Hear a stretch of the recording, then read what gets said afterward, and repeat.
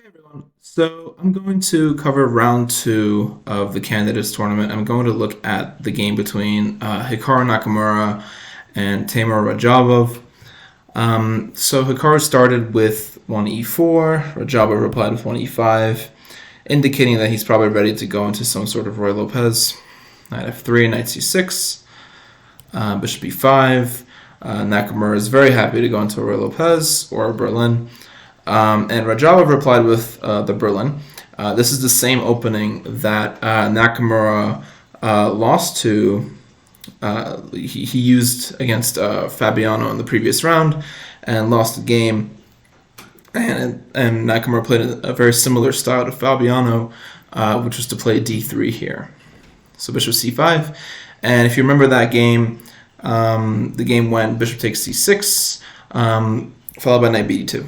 And then eventually bishop d6, knight b3, and so on. Nakamura instead decided to just play knight b2, keeping the tension. I don't think he was really intent into going into the same thing that Fabiano played. So knight d4. And Hikaru took here. But there is an interesting game that was played between Ivanchuk and Giri, where Ivanchuk tried this idea with bishop a4. And Giri actually immediately punished that by castling. And after c3, Giri took on f3 and then played d5, basically just opening up the center, and eventually Giri actually won that game. So going back to this move, knight takes d4, bishop takes, now c3. So the bishop has to go back. It went all the way back to b6, and now white continues with d4. So here, Nakamura played c6. Now, what happens if this is taken? Well, then white can actually play e5 here. And the positions can get pretty crazy. So after, let's say, d takes c3, b takes, you really don't want to take this knight because there's this check here. And after this, for example, black is fine. So instead, you take with the pawn, queen e7, castles. And you can't take this pawn because of rook e1, simply winning the queen. So knight d5, bishop c4. And now there's an interesting move here. If black plays knight takes c3, white has a really good response, which is queen f3. Looking at f7, looking at c3. And if black continues just going with moves like knight a4, knight e4 is really strong, basically coming with the idea of bishop g5, and the queen is going to be pretty short on squares. So that's the sort of thing that would happen if you took on d4 in this opening. Instead, Nakamura just played c6. And here, white should not retreat the bishop.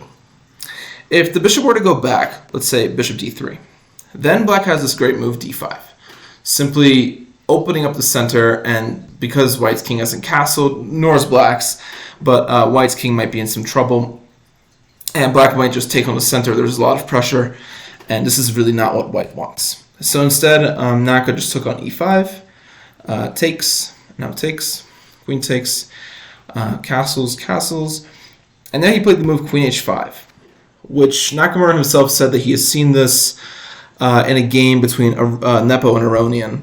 And it's actually pretty impressive because that game was an online game, and he remembered this idea from there, and he decided to use it. So the idea is pretty simple. White is just basically eyeing up this b pawn, and he wants to win it. Now, in the game between Nepo and Aronian, they both played queen c6, and then knight f3 was tried by Nepo. And after d6, they got into a position like this, where black was in actually some serious trouble here. Rook f7 is already very awkward. The bishop is not developed. White has very good pieces. The rook is about to come into the game. Rook d1 was played. And this was honestly a pretty good win by Nepo. So here he played f4, broke with e5, and eventually he just won the game straight up. This is a pretty good game. White conquered the 7th rank and eventually went on to win in just a few moves. I'll show you the rest of the game. And here black resigned. Queen g5 is coming. This is defended. Black has nothing. So that's how that game went. Instead, Nakamura decided to maybe improve on that and played Rook e1 here. Rook e8. Now, after Rook e8, I was honestly thinking maybe at some point, instead of maybe Rook e8, or maybe even before Queen c6, I was thinking maybe Black should have tried something like d5. Basically, the idea is that after this is taken, Black has these really nice bishops. The light squared bishop might land on g6, kick the queen away, and White might have some trouble developing. For example, after knight f3, Rook e8, okay, bishop g5, no problem, we just move it. And here, I mean, Black has so much activity with his bishops and his rook, and the queen is blockading this pawn. There must be some compensation here for Black. So I thought this was actually a pretty interesting way to play this position. But to be fair, I'm also very reckless when I play. I like to give away pawns and, you know, go for complications. I'm assuming in a candidates tournament you're going to take a lot fewer risks than that. So Rook e1 instead, Rook e8, knight f3, and now d5. This was taken. And then Queen c4. So for the moment, White is up a pawn, but Black does have some compensation. He does have the bishop pair, and after the bishops develop, maybe the rook will come into the game. So it's not that clear for White as to how he will arrange his pieces. Bishop e3 can be met with like takes, and at some point maybe the pawn structure might actually be pretty bad for White. So h3, simply stopping bishop g4 or any sort of queen g4 nonsense. So bishop d7, that's really the only square the bishop can go to. And now queen f3. The point of queen f3 is that eventually White wants to play bishop e3, but he doesn't want to allow Black to capture and damage the pawn structure and then follow up with something like rook e8, and suddenly that e-pawn is looking really bad. So for example, after this, I'm assuming this might have been played, or even rook e8 immediately. It's honestly not that clear. So anyways, queen f3, rook e8, bishop e3. This was taken, pawn takes, and rook e5. So Black is just trying to get back this pawn. And here White played d6 to basically hold off the capture of this pawn. And Radjabov here decided to play queen d5. In the game I was thinking about bishop c6, but then I realized that the reason Radjabov didn't play this is because of this move d7. And I think he probably saw this and thought it was bad after takes. And suddenly this queen is basically really active. Queen d4 is coming.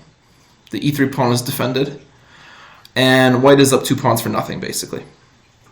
This just doesn't seem ideal, like an ideal position for Black to play. There's no obvious attack on the king. Sure, you can try to bring your rooks in and try to attack the king, but actually it's well guarded. So I think he saw this, and I think he thought, okay, I can't let him just take my entire queen side. But Black does have counterplay here with queen e2, and the e3 pawn might drop, the rook might come into the game, the bishop is also in the game, and suddenly this queen is actually pretty active. So I think maybe Radjabov just missed queen e2 here. White can, of course, play like queen d4, and you could exchange on e3 immediately and maybe try to play for the second rank. But honestly, this isn't that clear. Maybe, I mean, there's also back rank issues. So it's not clear. But I could see why Radjabov did not play bishop c6 here. He was probably really afraid of these queenside pawns just dropping. So instead of that, he played queen d5, trying to get the queens off. Rook d1, makes sense. Takes, knight takes, and rook takes. Now, not pawn takes, because that would just leave White with 2 major weaknesses. You could just take on h3, probably. Not at the moment because of d7, but e3 is weak now, f3 is weak, h3 is weak, so it makes sense to take with the knight and preserve the structure. So takes. And now rook d5. Nakamura is simply looking for a way to basically activate his rook, hold this pawn for the moment. And it's also making room for the king to come across. So the king will actually come to f2. and the game will begin. So f6 was played. This is intended to play. This was intended so that black can play king f7, maybe king e6 at some point, and maybe try to pick up this pawn. Rook c5, which intended rook c7, rook e6, rook c7 anyways. The queen side was taken, and we reached this position. And here, white simply played knight d4, and this knight is, as we're going to see in this game, is an extremely powerful piece. It cannot be opposed. It's on a dark square, and there are no pawns that can kick it. So this knight is basically untouchable, and it controls a lot of vital squares here. It controls many squares, and most importantly, it controls b5. As we'll see in the game, this is actually a very important square, and the knight can always hop back around to f3 if it ever needs to, as we'll see in the game. So Radjabov started with h5 here, and Nakamura played with this great move, h4. People were saying that maybe Radjabov should have started with g5 just to prevent h4 from ever occurring. But during a game like this, it's hard to really justify moving your g-pawn, making your king a little bit weaker when you already played f6, and making f5 look that much weaker. Sure, white can't use it right now, but it's hard to really justify this. Instead, he played h5 first, and then he followed up with g5. And Nakamura wisely did not take this pawn because this would just give black what he wants. Instead, he played g3 just to hold things. If black were to ever really close this, then it does take away a square from the bishop. And it does, in a way, leave this h5 pawn a little bit weak. So at some point, it can be hunted down. So that's not going to happen. So king f7.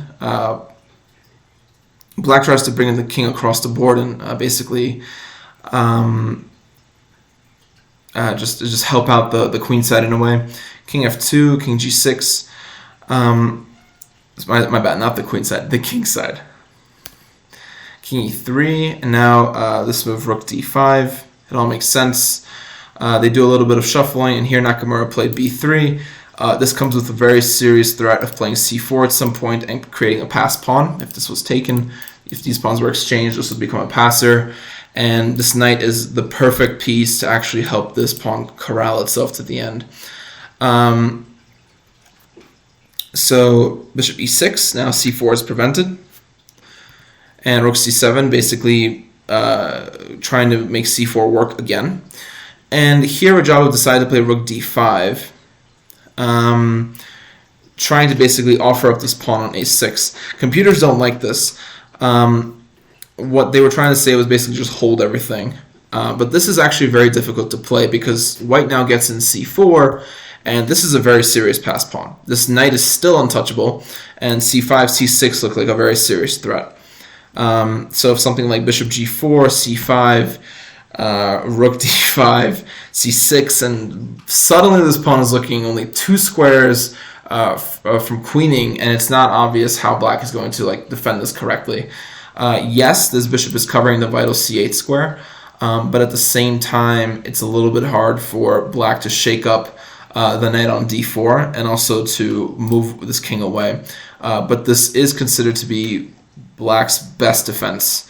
After something like this, the rook can come around, maybe hassle the king, maybe try to hassle this pawn. And this pawn is actually not going anywhere in the meantime because this is covered, and the rook will try to basically activate itself on the back rank. But this is not obvious to see, and I think if you just look at this from a human perspective, wow, okay, there's a passed c-pawn. This is going to be really hard to deal with. It requires a really precise calculation, and I think doing this over the board is actually pretty hard to do. So instead, he decided to allow rook c6 in the hopes that his rook would activate. If this is, of course, taken, then just rook e5, and you pick the knight back up, and actually this endgame is fine. So rook c6, check, and the bishop comes back, and white wins a pawn. So white is just a pawn up here. But it will take some time to actually make this queenside roll forward because this bishop is actually very strong. It's covering a lot of vital squares. It's actually the glue for black's position. Without this bishop, or if this bishop was poorly placed somewhere, I think Black might not be able to hold this for as long as he did. So G takes, and I think Radjabov's intention was to try to make this f-pawn a very strong passer. I just don't think that it really worked out for him because, first of all, this knight is an amazing defender, and this king is actually well placed to meet that. So Rook E4, basically trying to hunt down the h-pawn. This was Radjabov's entire idea, was that this rook would activate itself. And here we get into some very interesting variations. So Nakamura here played Rook D6, kicking the bishop again, and it went to G4. Rook D5, attacking B5. And here Radjabov played Bishop C8. I was thinking, why not F5? This can't be taken, and it seems like this was Radjabov's intention from the go. He wants to basically start pushing this pawn and creating problems for white. I think he didn't play this because he thought that maybe this king, with combination with this knight, are actually a really it's actually a really good defensive setup. So, I mean, here's a computer variation. If white were to take this, for example, F4 is looking really good. Rook B6, King F7, for example. Rook B7, and white would actually have to keep checking the king. But if white were to rush this with, let's say, A4, there's interesting ideas here. So let's say Rook E3 to attack the C-pawn. Knight B5 defends it. And now after F3, it's actually losing, I believe. So it's not really obvious how, like, this F-pawn is very speedy, and white's queenside went nowhere. So white actually has to be a little bit careful here with how he approaches this. Instead of maybe Rook B7, if, for example, after King F7, white were to try Knight F3 just to hold the pawn for the moment, there's an interesting trap here. After Rook E3, Knight G5, check, A4, let's say white again tries to get this pawn rolling and maybe try to at some point create counterplay. There's this amazing move, Rook D3. And the point is that there's actually a prison for this king. This king cannot go on any of these squares, and because this light-squared bishop is actually so strong, black has a perpetual here. So let's say A5, then Rook D2, and there's actually no way to escape these checks because all these squares are covered, and this is all covered, and white is simply trapped into a perpetual. It's a very interesting position. The fact that white has 3 passers but can't do anything about them because this bishop and this pawn and the rook are coordinating beautifully. So going back, F5 is a really cool idea. Instead, Radjabov decided to play Bishop C8, which just simply gave up the B pawn. I think a little note here, I think after this, because black can take this pawn, it actually becomes a problem for white. This queenside hasn't started rolling, but these pawns are already kind of annoying for white to deal with, so I think that's why Nakamura did not take. Said he played Rook C5, Rook D7, Rook C7, Bishop E8. And the important thing here is that this bishop and this rook are actually trying to maintain this B pawn. So the rook is going to eventually come to E5 to defend the pawn, and the bishop should try to stay on D7 and C6. And here Nakamura just played a very simple move. He played Knight F3. First of all, this just defends the H-pawn. It doesn't allow black to actually get any counterplay. Rook E6. There was a very interesting way to win this. Nakamura here played Rook A7, which isn't obvious what it really does. There is an interesting line with Rook C8. And the idea is that eventually you're going to take away the squares from this bishop. So after, let's say, Bishop G7, Bishop D7, Rook D8, Bishop E8, let's say black just tries to wait. In this position, B4 is necessary to prevent Rook C5, so that the C3 pawn isn't vulnerable. Bishop D7, let's say black just tries to wait. There isn't really much to do here. If you try to play like F5, King F4 is a massive issue because the pawn could be picked up at some point. This bishop has to be defended. So for example, if F5, then King F4. And this rook has to move. Either he has to stop defending the B pawn or stop defending the bishop. So something is going to drop. So Bishop D7, let's say black continues to wait. Rook b7, bishop e8. Obviously c6 is covered. And here king f4. And actually, black runs out of moves. There really isn't much that black can do here. This bishop has to stay on this diagonal to defend the b-pawn. This rook has to stay on this row to defend the b-pawn as well. There are no pawn moves that black can make. This is covered. This is covered. If f5, then we just take. So that's not working. So it's actually, in a way, it's Zugzwang. There's really no way for black to keep this pawn. So you would have to surrender it. It's just a very interesting position, the way the knight actually controls these vital squares, especially c6, because the bishop can't hop back to c6. It's actually very interesting. But of course, black doesn't have to play like this. It was just interesting to see this Zugzwang. So instead, after rook e6, Nakamura played rook a7, which I think his idea was to maybe just continue staying on this rank, maybe a4, maybe c4. Truthfully, to me, it's not clear why rook a7 was played. So rook e4, just again hassling this pawn, and maybe at some point trying to, it's just keeping the rook active. So rook a8, king f7. Again, I don't think he really wants to move this bishop because it will be hit again and again. So king f7, rook d8, rook e7. I do want to show you what happens after bishop d7 though. So let's say what would happen is rook d8, and again we would actually reach this position where again he really can't go back here because this pawn would drop. He has to stay on e8 or d7. He can't go to d7, so he has to go e8. And now again we reach this position where black is almost in Zugzwang. Again, this is just covering rook c5. That's why bishop d7 was played, because it would threaten rook c5. So rook b8, bishop d7, and b4 to prevent rook c5. And now, even after this check, it doesn't really do much because this pawn needs to be guarded, and it's going to drop, and white will have 3 passers. And the h-pawn is still alive. This king is well placed. This knight is an amazing defender, and white should just win that position. So that's why white can't really wait around with bishop d7. He will just get Zugzwang. So king f7 instead, rook d8, rook e7, and now rook d2. It does seem a little bit passive, but I think he was just trying to find a good setup for himself before he starts rolling down these pawns. Rook e4, and now rook d5. It's also possible to play this, I think. And after, let's say, rook e7, rook b4. But the problem here is that after rook a7, black actually generates counterplay on the a-pawn, so it's not that simple to really make progress for white there. Black does have counterplay here. So rook d2 just solidly holding everything, because now rook a7 would seem kind of useless because the a-pawn is defended.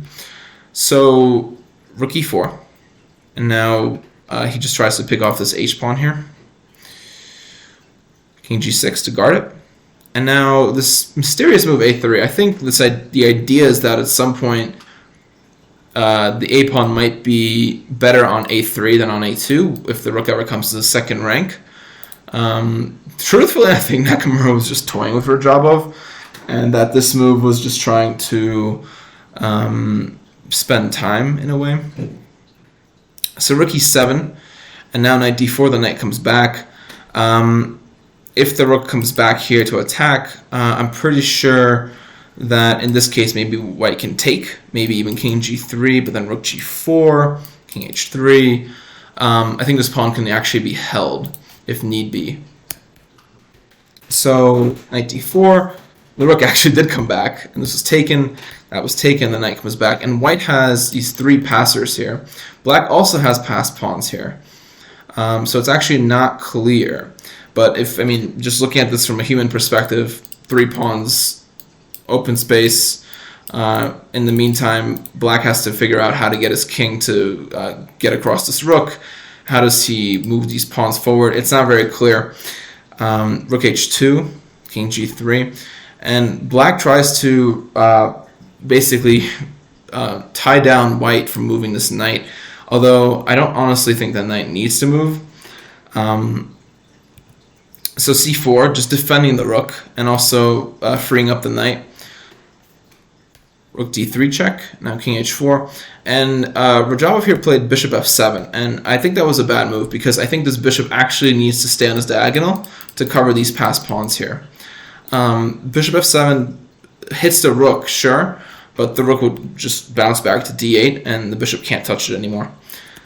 There's a very interesting move here, which is Rook C3 instead of Bishop F7. This is an amazing move. So, for example, if white were to try and, basically just start pushing the c-pawn, for example. Now Bishop F7, and now this rook actually has no squares.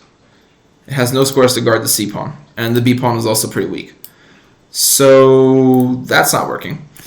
Now, the other point is if white, for example, tries to run the a-pawn, there's this amazing move, bishop takes a4. And this enters an endgame where black gets behind the pawn, and actually these pawns right here might be a problem. This knight is pinned because of the position of the king, and it's not actually clear how white is going to make progress. At some point, white would have to move the rook and coordinate the knights, or maybe even get rid of the king somehow to push this pawn, but in the meantime black can push the f-pawn or the h-pawn. And this is actually a draw based on the computer. So that's an amazing move, Rook C3. Very hard to spot, especially because after Rook C3 you have to figure out what to do after A4, and it's not obvious in a tournament match setting to give up your bishop. So Bishop F7 instead. And basically the rook is fine here, and he starts pushing these pawns, and this resource with Bishop takes A4 is gone. So Rook H1, the king simply bounces back. Now this H-pawn is a bit of a problem. So after A5, the king comes up. And here King F2 is a great move. I just want to show you what happens if instead of King F2, white were to just continue with A6. After A6, black would go and try to get the pawn. Let's say white defends it. And now King G4. And this isn't very obvious. If, for example, King F2 now, H3, and this pawn is actually very annoying. So black is going to just take this b pawn. If the knight moves, I mean, black is still going to, black could actually play here h2, I believe. And there's really no way to stop that. So this h-pawn is actually really a big deal. So instead of that, if let's say king here takes, check, and you win this, the problem is h2 is actually holding for black. The variation goes on like this, and two pawns against the rook. This should be a draw, although of course it takes good play and good technique to draw this position. Two pawns against the rook is not an easy endgame to hold. So, but this is like the possibilities that exist with this h-pawn. It's actually a problem. So that's why King F2 was played in a way that actually kind of brings the king a little bit closer to the knight to defend it, and also steps away from any sort of h3 checks. This check is not possible here, so it's actually a really good move. So King G4, Rook F8, H3.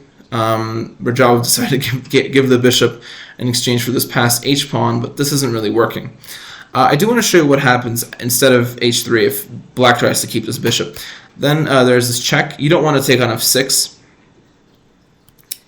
There's this check here, and after Rook G1, basically white just wins because the rook cannot escape this exchange, and these pawns will roll through.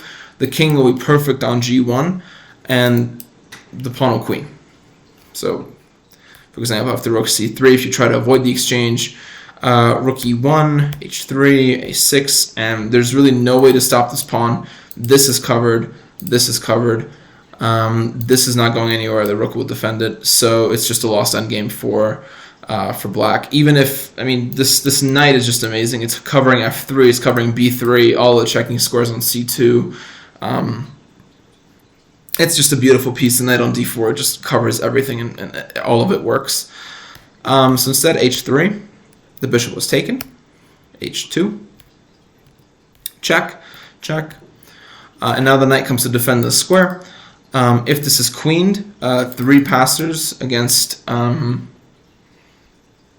rook are basically no match. So instead, this check was given. King f3, and now king g2.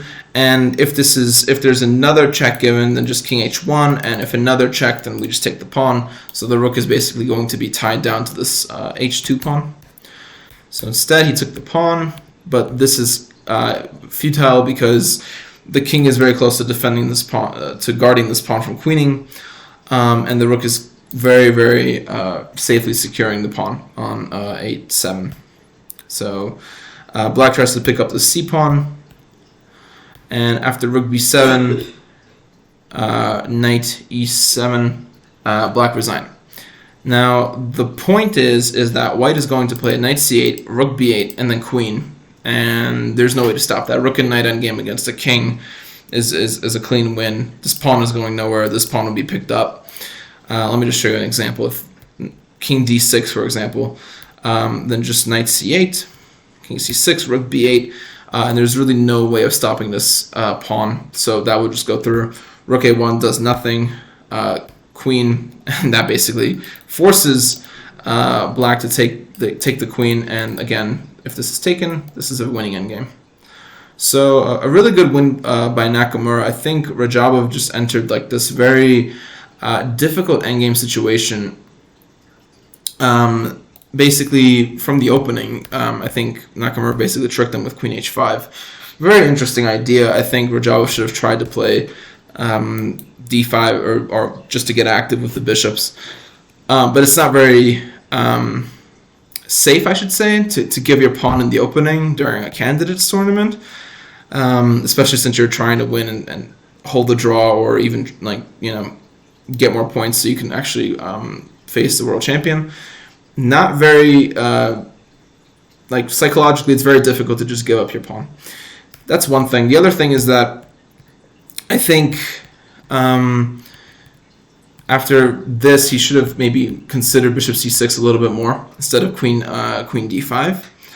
Again, but I don't blame him, because after d7, these pawns would drop, and you have to really be confident in your calculations and just know that black is okay there. So it's not obvious. The other thing is that in this position here, where instead of playing h5 first, maybe g5, just because that would actually prevent it would prevent Nakamura from playing h4 and then closing down the king side completely.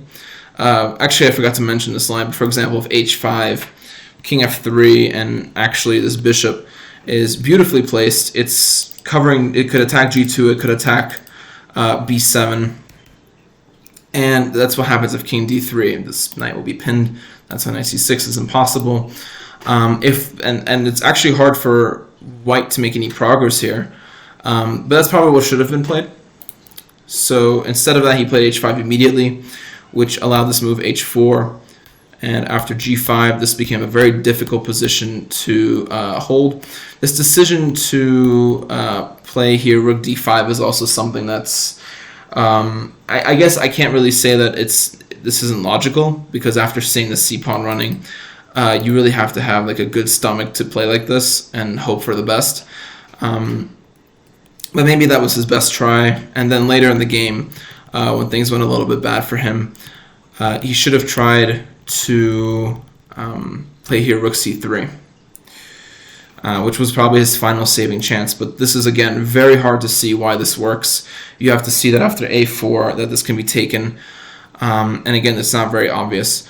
So full props to Hikaru for playing an amazing game here and really giving black a lot of problems to solve. Problems that weren't even easy to solve. While white has like these 3 passers, white can play safely, has an amazing knight. The rook was very active during the whole game. This bishop was never really secure on any square. So congratulations to Hikaru for that win. If we look at the standings now, round 3 has been played. I'll be recording that video soon. All the games are drawn. So let's go look at the standings so far. So Caruana is in the lead with Nepo with 2 out of 3. Following them is Duda, Firouzja, Rapport, Nakamura with 1.5 out of 3. and Radjabov and Dingleran are on 1 out of 3. So really interesting tournament. I'm really excited for the future games, and I'll be covering them as well.